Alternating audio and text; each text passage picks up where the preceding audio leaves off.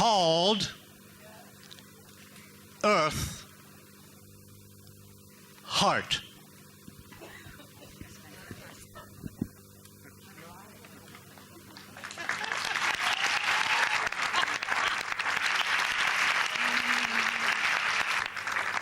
Bear, polar bear, bear, bear, greater Pichita, red ruffed lemur, gray gentle lemur, orangutan chimpanzee, orangutan chimpanzee, woolly spider monkey, Tana River manga bear, wanderoo, vicuña black moonjack, Chauncey sika shoe, orangutan chimpanzee, orangutan chimpanzee, markhor bighorn sheep, walleye ibex, nigiritar, fin whale, blue whale, bowhead whale, black right whale, wolf, red wolf, wolf, dusky seaside sparrow, ooh, golden-shouldered paradise parakeet, splendid parakeet, golden-shouldered paradise parakeet, splendid parakeet, dusky seaside sparrow, ooh, dusky seaside sparrow, ooh.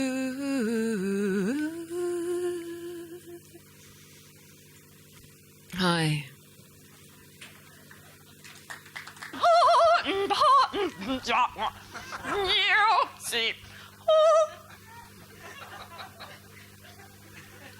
My mother died. My mother died on May 23rd, 22 years ago. I was younger then. I'm not going to tell you how much younger. I'm beyond the age when that becomes easy to reveal.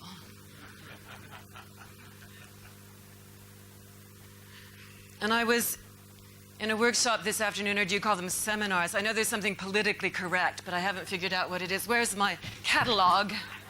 I was in a, something between a time zone and a workshop, seminar, experience, lecture. And it was Jane Middleton Mose. And she said, on the anniversary of someone's death, like a parent, this sadness often wells up. And then there it was, just because she said it. This sadness started to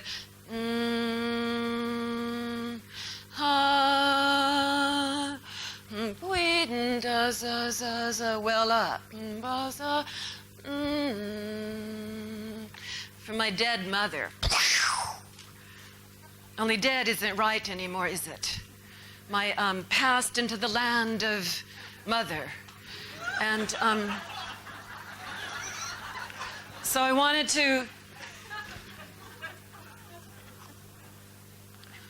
to dedicate the evening to my mother,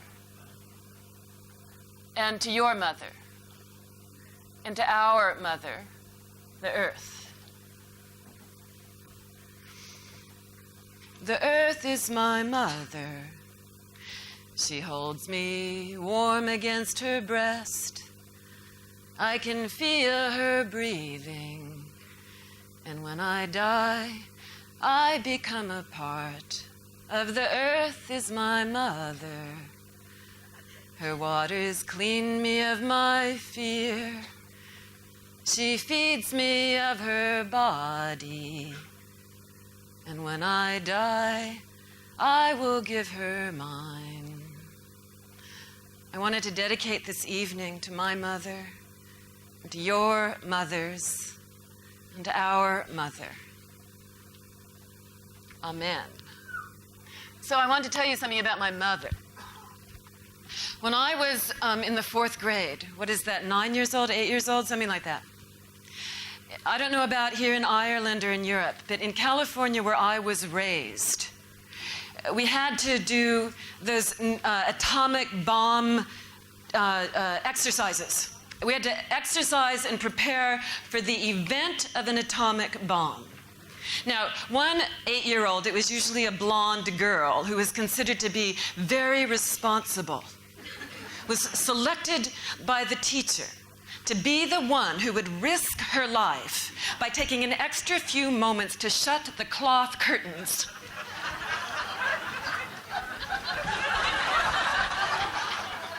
Because the cloth curtains were supposed to protect all of the smooth and close poured together skin of those gorgeous children that you especially admire when you become my age. That cloth curtain was supposed to protect all of the rest of us from shards of flying glass that would penetrate our skin because of the atomic blast. Now, the rest of us had to cover our eyes, put our hands over the back of our neck, and dive as quickly as possible underneath our desks in order to protect ourselves from the effects of radiation.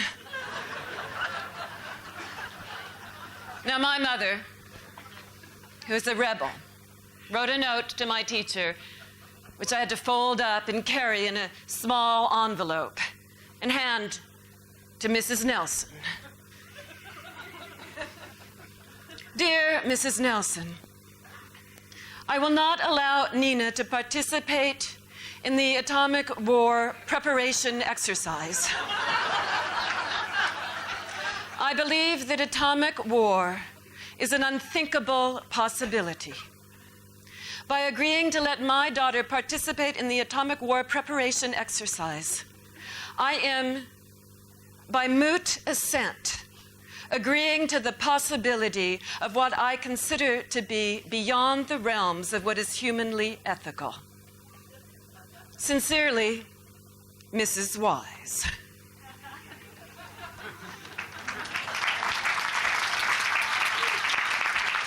So I stood in my 8-year-old little outfit in the back of the room while those sirens went off, and the little blonde girl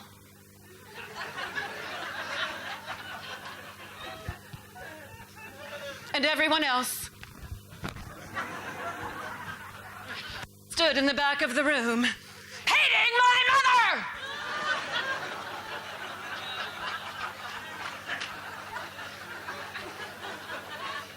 But now, I'm really grateful to her, because otherwise I wouldn't be here with all of you, protesting the unthinkable, saying we're not going to agree to what is beyond the realms of what is humanly ethical. We're not going to agree. Isn't that what we're doing here?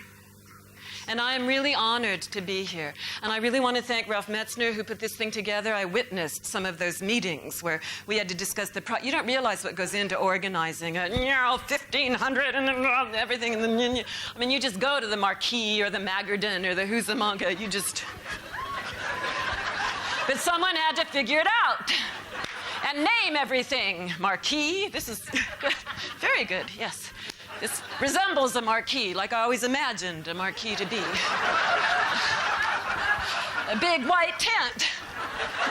No, people worked really hard. We had to figure out how much to spend on stamps and who to invite and who to not invite and who to invite who wouldn't show up and cause a lot of problems for everyone else.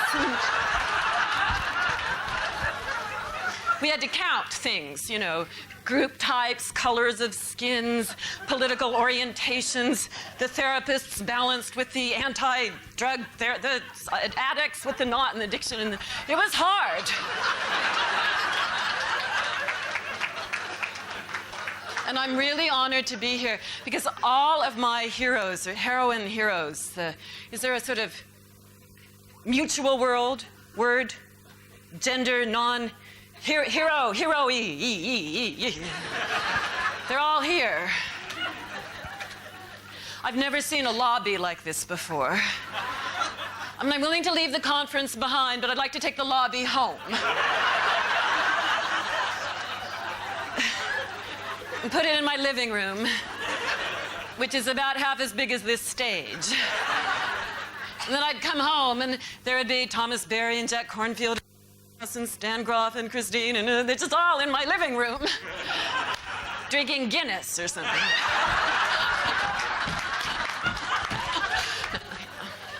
No, but I like it a lot here. Also partly because I'm suffering an adequate amount. I'm Jewish, and I need my suffering quota. And this tent provides part of it.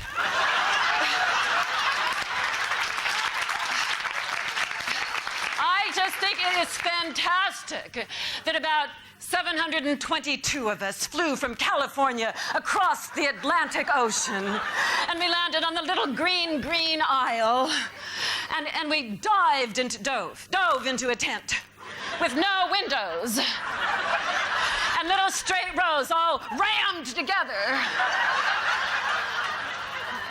staring straight ahead at someone we cannot see except on a video screen, to discuss the environment. I think that's fantastic. No, someone told me that it reminds me of flying coach on United. You know that moment, and you're looking out the window, and the most divine relationship of cloud to sky, to land below meeting sea, is presenting itself to your jet-lagged mind, altered state. And the stewardess comes by and she says, "Will you please shut the shade so we can all watch one of the worst movies humankind ever created?" That's kind of what it's like, except the movie is really good here. And it's also like flying on an airplane, because everyone wants an aisle seat, have you noticed? They want an aisle seat so that, I don't know about you, but I grew up in a divided home. My mother and my father did not get along, and my mother was psychotic, and my father was a material scientist. And just didn't work. And I was one of those ones that wanted to, I didn't want to abandon my mother for my father, and I didn't want to abandon my father for my mother, so I kept not being able quite to decide which one to be with. And therefore, I can reenact that here in the transpersonal way. I run in and I sit down and I get an aisle seat.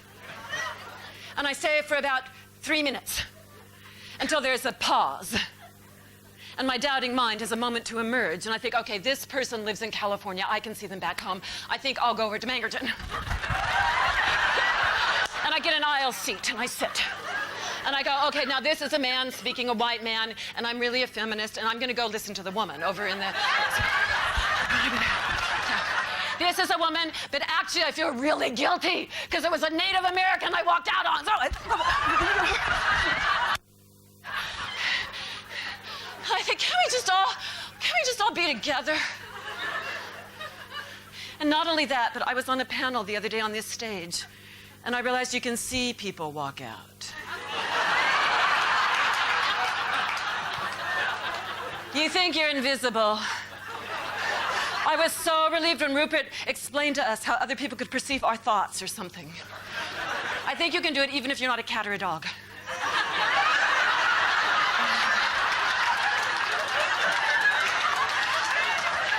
So as I walk out, I think to my back and down the aisle behind me, I love you. You're a wonderful presenter. And I just have to pee. Just don't take it personally. You're a fantastic person. And what you are saying is one of the most earth-shattering, important, mind-dissolving things I've ever heard at any transpersonal anything. And then sometimes I even make myself go pee. I don't have to pee, but I make myself have to pee. Because there's so much more to feel guilty about, I've learned this week, than whether or not I am walking out down the aisle in full view of a presenter who I know. I found something better. Paper plates and plastic forks. Also reminiscent of Coach on United.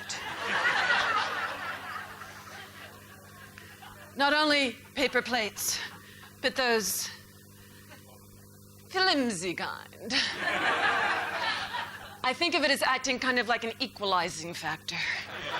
They're all of my intellectual and spiritual heroes spilling pasta juice on their outfits, just like me.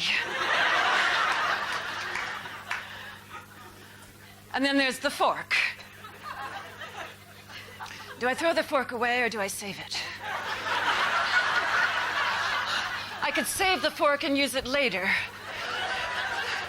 for a chocolate brownie. I'm going to save the fork. I'll just put it in my purse.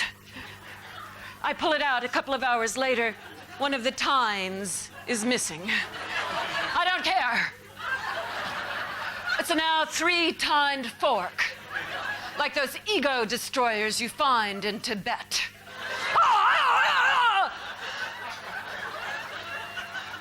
And I eat my brownie and destroy my ego all at the same time, and I put it back in my purse. It kind of has veggie burger and powdered sugar and chocolate remnants on it. And I take it out of my purse, it's missing another tine. But I don't want to throw it away. I decide I'll use it as a hairpiece. And I'll just eat my food with my mouth.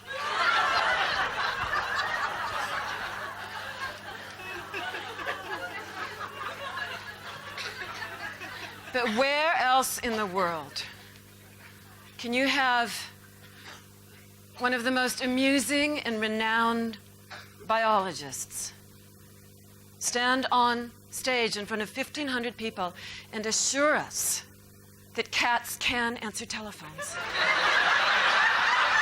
While a world-famous author has taken over child control. John Mack. And he's divided half of them into aliens and half of them into earthlings. Only everyone wants to be an alien. I hear some people whisked their children away before he got into fetal implants. And at the same time, learn everything you ever wanted to know about your perinatal experience, moving through the traumas, and then relive them by dealing with your fork. And it's the perfect relationship of despair and hope bonding together in an effort to, and who really, this is the other part I really love. Okay, it's finally a plenary session and the whole family is together. And I'm now so sick and tired of being with hundreds of people that I race out into the lobby where I can kvetch. That means complain, it's Yiddish. Is anyone? It's really fun to complain here because it's so great, the time we're having, but it's flawed. So you get together with your friends and you can say, why aren't we meeting in small groups? And do you believe there's this bioregional council and there are no bioregional people on it at all? And all there's like 2 Native Americans and they okay, we're gonna do it. We're gonna do a coup d'etat. We're gonna coup d'etat and we're gonna go in there and we're gonna make small groups. And someone comes in and they says, you can't. The chairs are rammed together.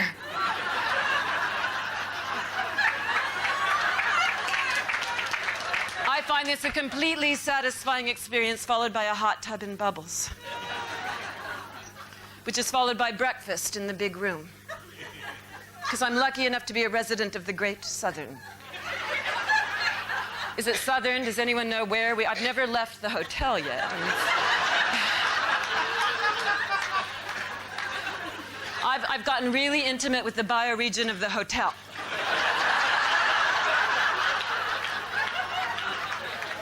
And it's a great bioregion. Breakfast in particular.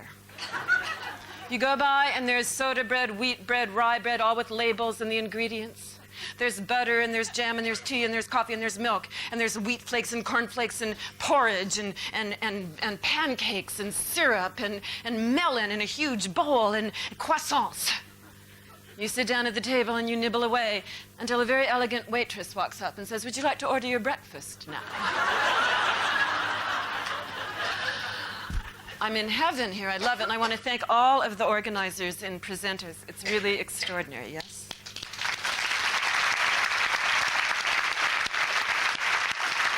It's our last night. And it's a full moon, and it's our last night. And it's sad, because this has been extraordinary. Thank you. No, I have more to say.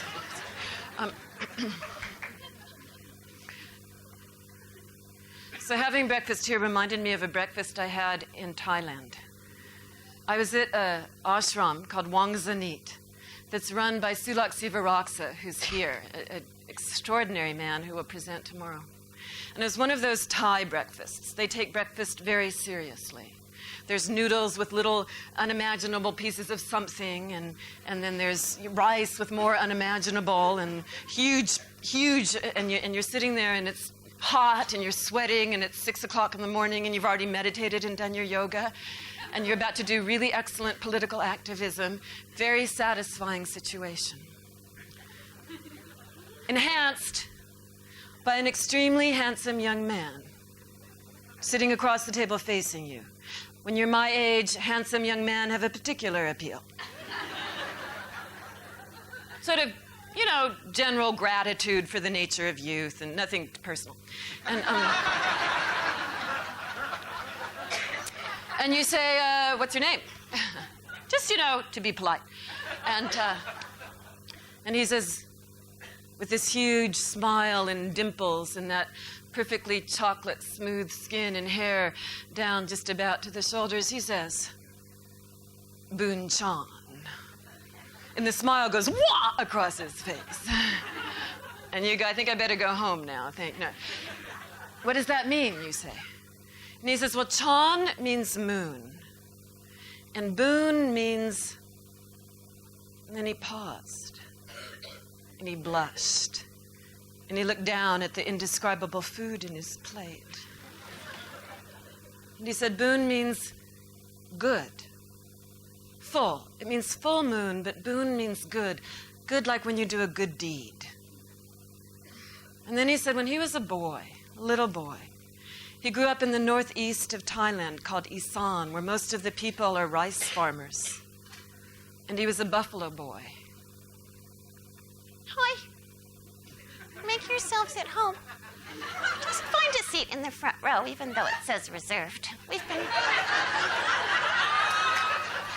been waiting for you to come. Thank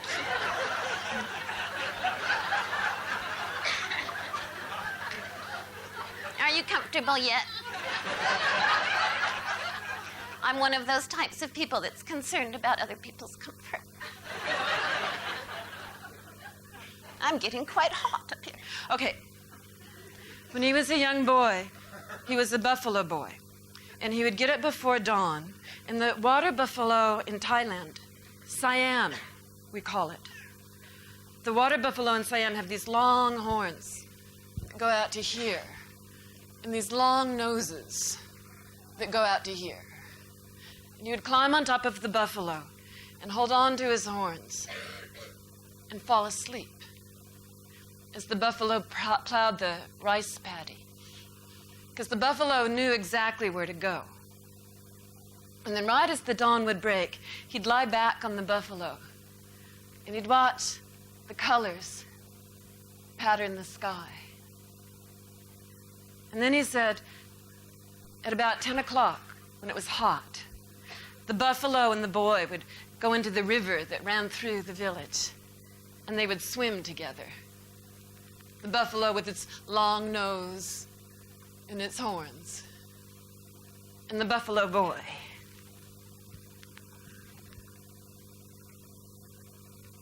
Now, he was the oldest son, and his father had disappeared when he was quite young. So when he was a teenager, 18, his mother sent him to the city. Because in Siam, that's what people do. Their children should succeed more than they did. Their children should go to the city. And the women all bragged to the other mothers, he told me, about their sons who are now working in offices in Bangkok, one of the most polluted and unpleasant cities in the world. My son is working in an office in Bangkok.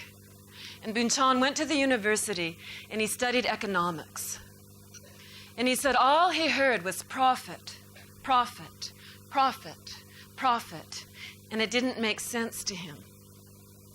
And he was working as a bartender in a very fancy bar, making a lot of money because he's very beautiful. And he felt like he couldn't stand himself.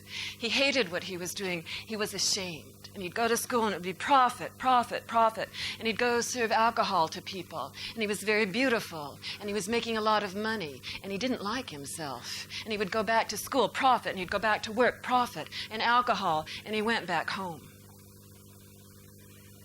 And his mother looked at him. And she was ashamed. She said, "You are shaming your family. Why have you come home?"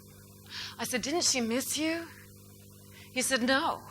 It was more important for her to be in the city, for her son to succeed, for her son to do better than the family had done, than for him to come home. You are shaming your family. Why have you come home?"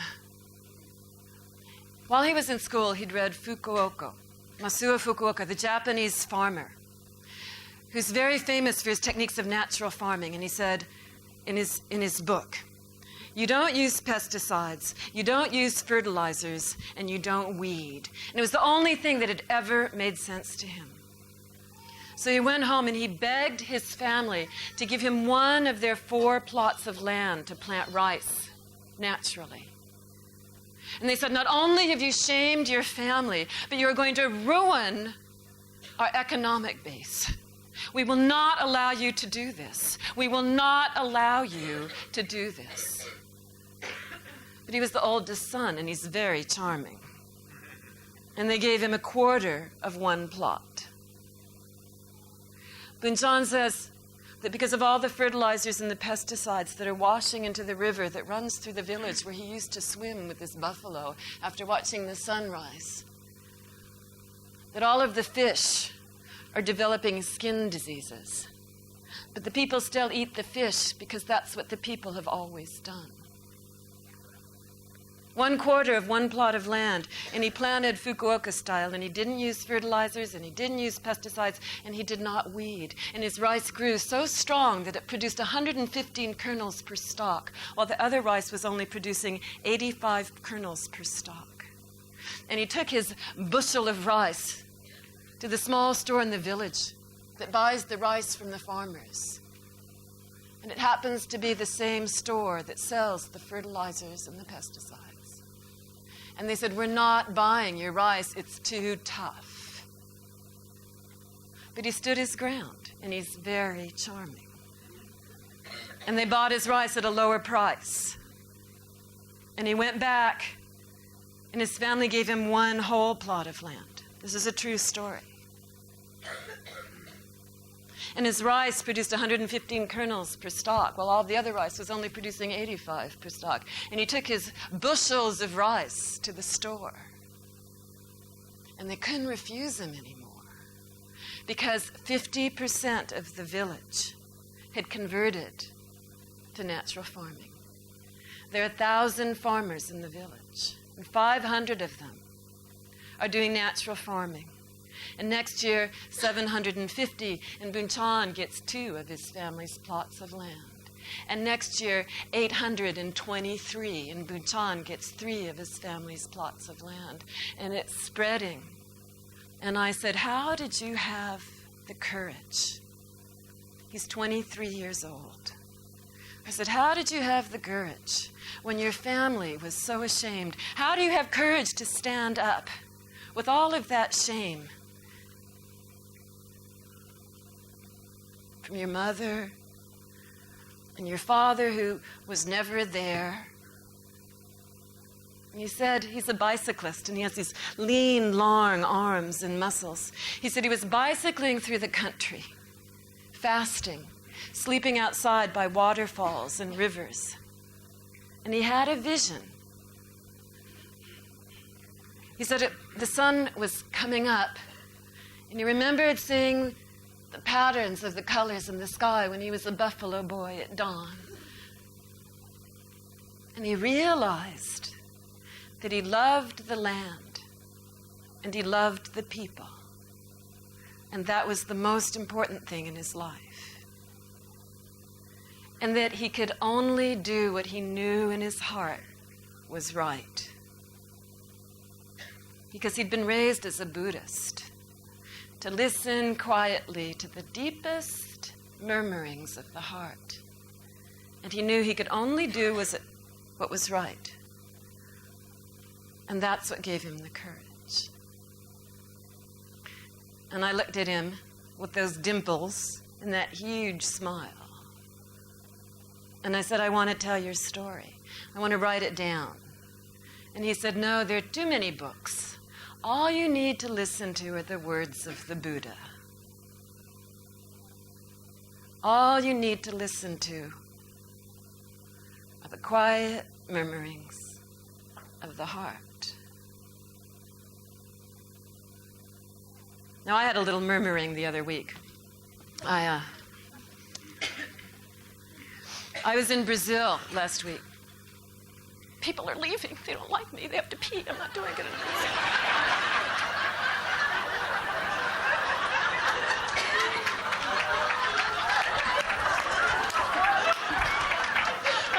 I'm sorry, whatever.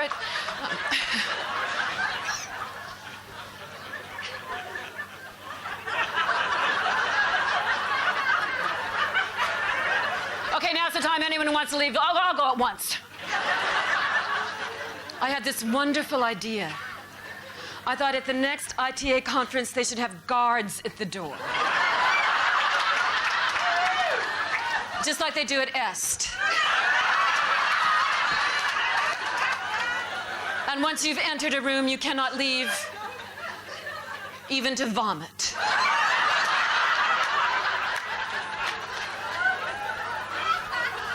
Big guards with weapons under their coats. You have to stay where you are to break through and really understand the nature of self and illusion. Even though you're going, no, I didn't mean to come to the sacred plant panel. I meant to go to the addiction panel. I'm in the wrong room. Tough.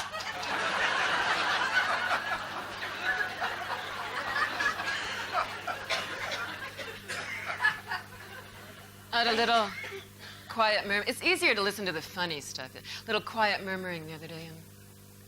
I was in Brazil at a performance festival. And I always try to schedule just a little extra bioregional exploration time.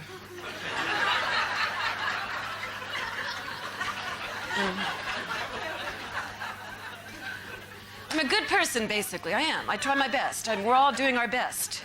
We're not perfect, but that's great because we get to complain. Lily Tomlin says language was invented by the human species in order to complain. If we were all perfect, we would be bored. Maybe. I don't know. All right, anyway, so I had a little murmuring. I was in Brazil. I'm catching you up in case you forgot what I just said before. I was in Brazil, and I was doing my bioregional extra week of exploration before flying off to some other international, important, change the world, wouldn't it be better if we all stayed home conference.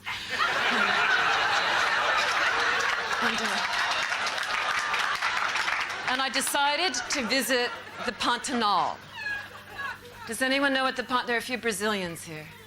Hardly anyone knows. Don't you love going to secret places where no one knows and then you tell everyone and it's ruined? The Pantanal is this 2,400 square kilometer. That's about 1,000 square miles for those of you who've forgotten your conversion scales due to not enough international important conference. Let's stay home traveling. 1,000 square mile wetland that's flooded 6 months of the year, and then the waters recede. and visitors can come. And 80% of the world's endangered species live there.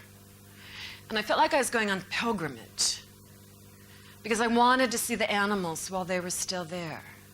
I wanted to bow at their webbed feet. It's not easy to get there.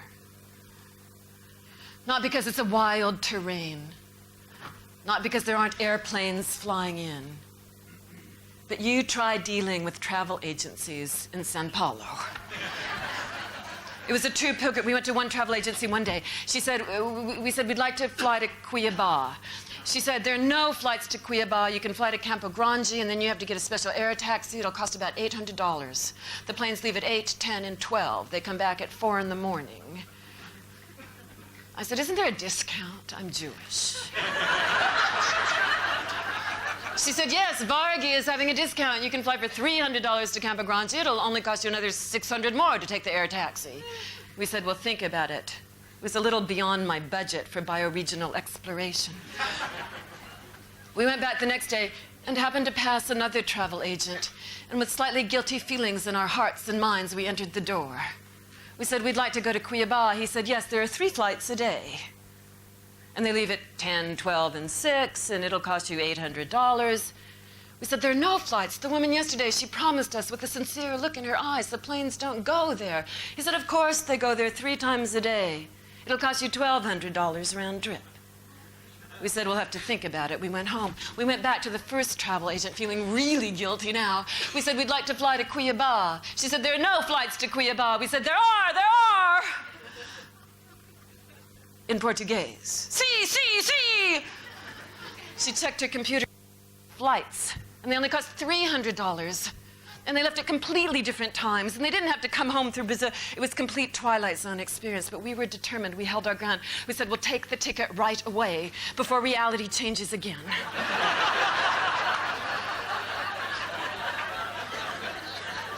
And we went to the airport with our suitcases thinking it's not going to happen. There's not really a plane. There isn't a plane. They're going to refuse us. It's terrible to project that kind of energy in an airport these days, I promise you.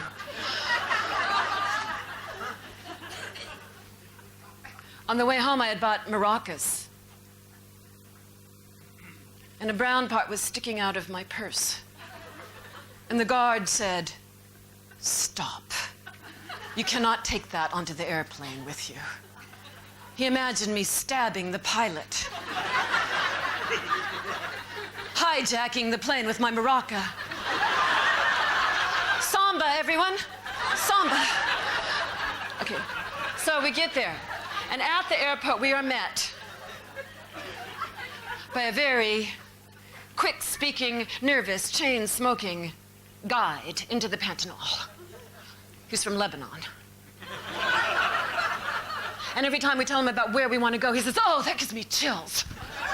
Oh, that gives me the chills. It's so perfect, yes. Oh, that's so fantastic. I can't stand it squirming in his seat. At which point I prayed. I prayed to the powers that be and all of my gurus that I've ever had or ever imagined will have and anything else that's out there that I don't even know what yet to believe with, because who can really imagine what God is? I have no idea, but please help!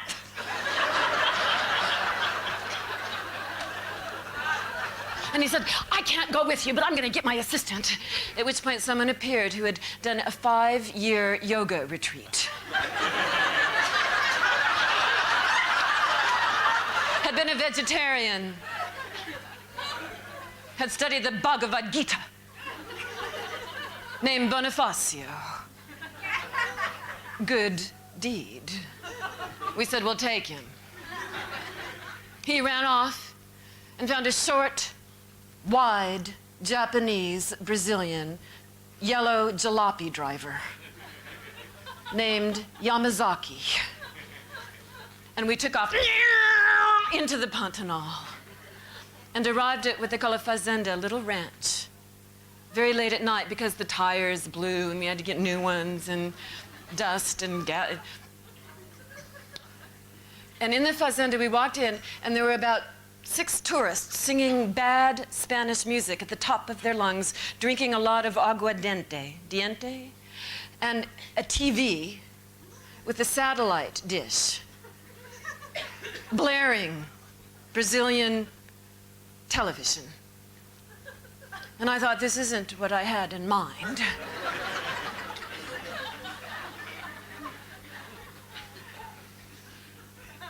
But later that night, we took a walk on the dirt road in the wetland. We took a walk, and there were fireflies sparkling in the black sky, and firefly lava sitting on top of the lagoons.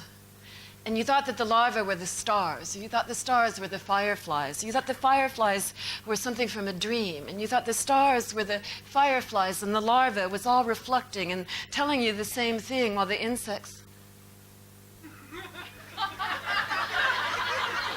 I thought they were leaving.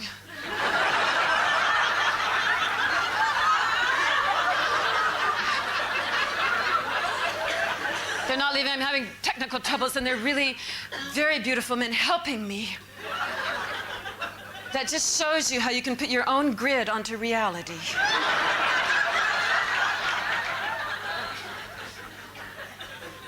The fireflies and the insects were all singing, and we couldn't walk anymore. We just sat down.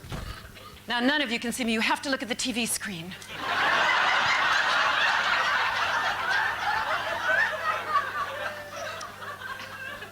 We sat down, and now someone really is leaving. See what happens when you bring something up? It instigates a movement. People feel like they have permission. It's okay, I don't mind. I consider it a challenge to ego dissolve. I appreciate it. My enemy is my teacher. I hate you.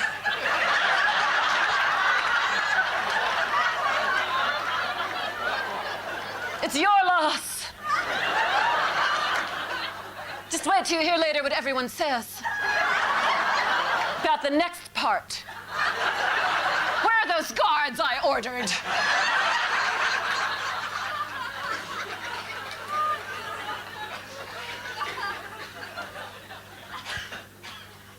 At least my handsome man is still on the tech control.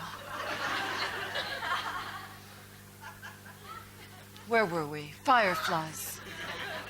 It was such a poetic part. But sometimes it's like romance, you know, when you miss, don't even, just move on. Okay. The next day, we were completely silenced by the insects singing. And it was just like I couldn't imagine. You know how you're always looking for what you can't imagine because your imagination has shriveled? I found what I couldn't imagine. And the insects were singing that thing that they do that you remember from a dream you forgot. You remember from a dream you forgot. And the insects are singing, and the light is doing things that you can't pinpoint, and crocodiles are glowing red eyes out of the water. And you forgot the dream, but in that moment, like a dream that recurs, you go, yes, I've had it before. I know this is it. This is what I need to know to continue to have hope. This is what I need to remember, to continue to wake up every morning and think, yes, day. And the next morning we got up. We rode horses because it was so deep with water, and they've bred special horses whose hooves don't rot in the water. Pantaneros. And we crossed a bridge with a lagoon on either side. And on the trees were egrets. You know those egrets with those long necks? I thought I've seen egrets before. There are a lot of them in California. There were egrets, and there were cormorants, and there were ducks, and there were parrots, green parrots, that went hundreds of them this way through the sky going brown and turning green and turning brown and green. And there were jabiru stork this high. And they were walking on tall, thin legs through the mist, like two old men taking a walk in the afternoon. I had never seen a bird in the wild so big before. And I fell to my knees in my heart, and I kissed those webbed feet. kingfishers in the trees diving down for food, crocodiles lying on the path, not moving as you came near.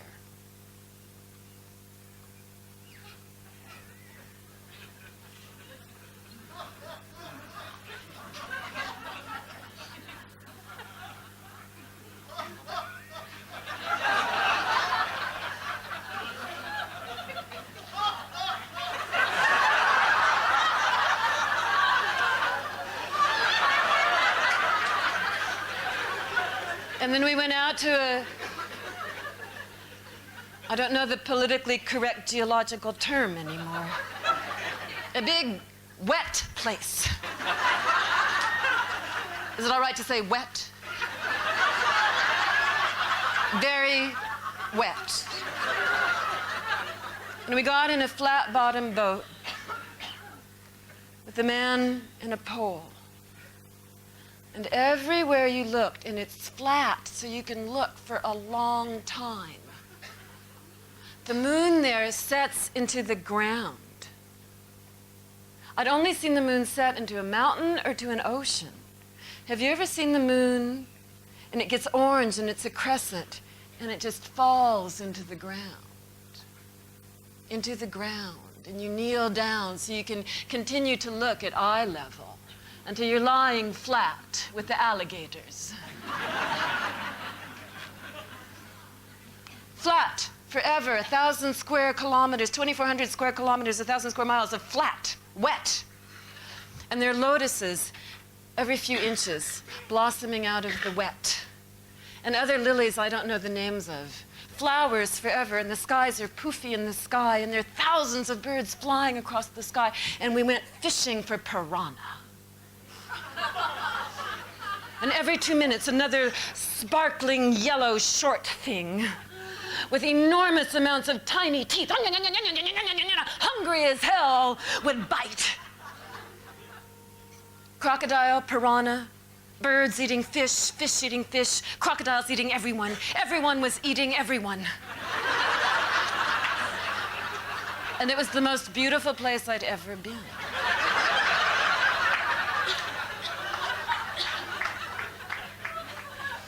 And finally, in the evening, when we walked back across that bridge with the two lagoons on either side and the jawbrew stork walking on thin legs through the mist like two old men taking an evening stroll. And pink things that looked like flamingos, but they weren't. They were spoon-billed something or others taking off into the sky. And jawbrew nests are this big. And when you pass them in the forest and you look through your binoculars, they look black, and they have long beaks and these red necks that come out like this when they're squished together. And then they're looking at you, and they are huge. And you think, yes, this is what I've forgotten. This is what I can't live without. There's somewhere still where these things exist. They're somewhere alive still. And you realize how lonely you've been. For the first time in my life, as they sat there on the bridge and watched all of those animals sing and move around me, I didn't feel lonely. I didn't know how lonely I'd felt until I didn't feel lonely anymore. Because they were singing a song I had always been hungry for, that used to be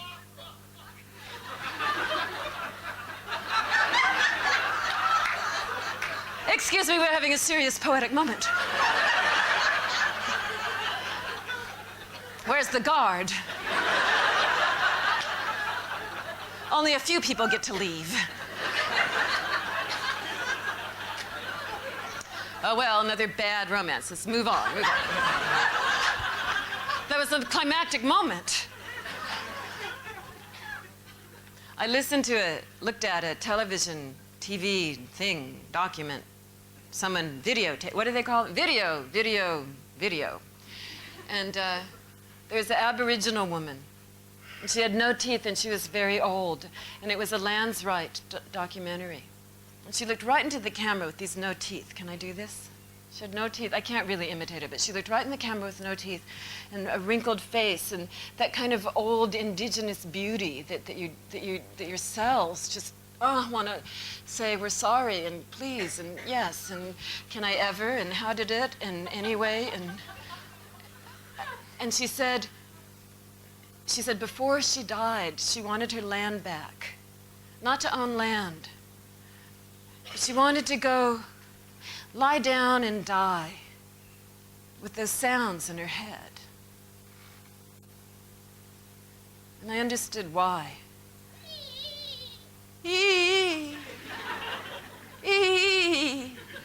Because those sounds just take you right home and you dissolve. We're not protecting anybody for anyone else. We're protecting everybody for ourselves, aren't we?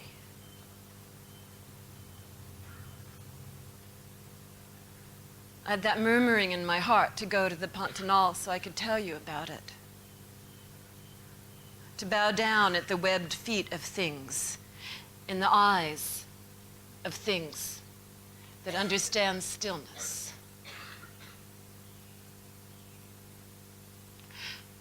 And I remembered how it felt to not be lonely. So that's what we're doing, I think. We're collecting each other. Chris Desser the other day told me a story about a totem pole. It's a creation story, I think from Northern America, from a tribal people who make totem poles, I don't know which. And it says, God created man and woman, and nothing else, it was barren. And man and woman went to God, and man and woman did just fine. And so on, until there was a whale, and there was a giraffe, and there was elephants, and there were rivers and creeks and flowers and streams. And now we're going the other way, aren't we? Until it's all going to be lonely again. It's going to be so lonely that all of us are going to go shopping. We're going to go to the mall, because in the mall there are no endangered species except running across plastic shower curtains. And in the mall there are no broken hearts, except little objets that you can pin onto your outfit. In the mall there are only possibilities of a very pleasant future. Nothing smells bad. Nobody's vomiting in the corner. There are no tribal people except under the glass. Turquoise, silver. And you can buy it and you can take it home.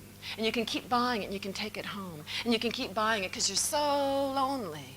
Until one day you fall to your knees and you say, come on, take the myth of the mall out of my bones. Take the myth of the mall out of our bones. Take the myth of the mall out of our bones. Can we have a tree? Can we have a bird? Can we have a tree? Can we have a flower? Can we have a flower back?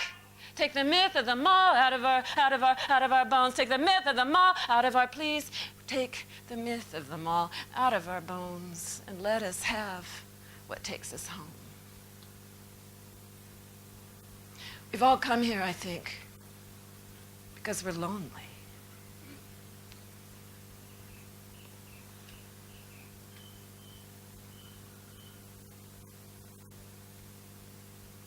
Do you hear the cricket?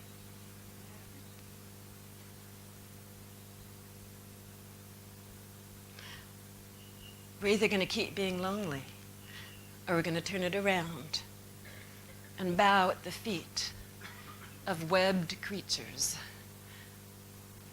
and animals that know how to be still. Thank you.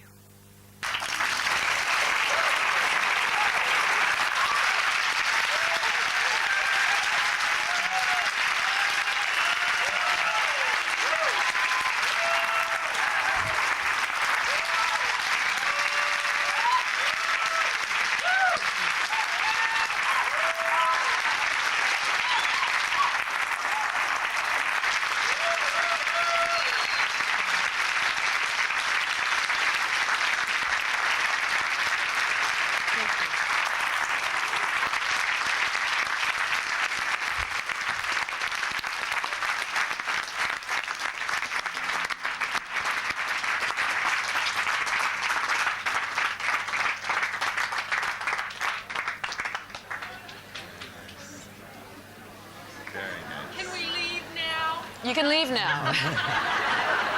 You can all go now. Guards, we're freeing the guards. Let them out.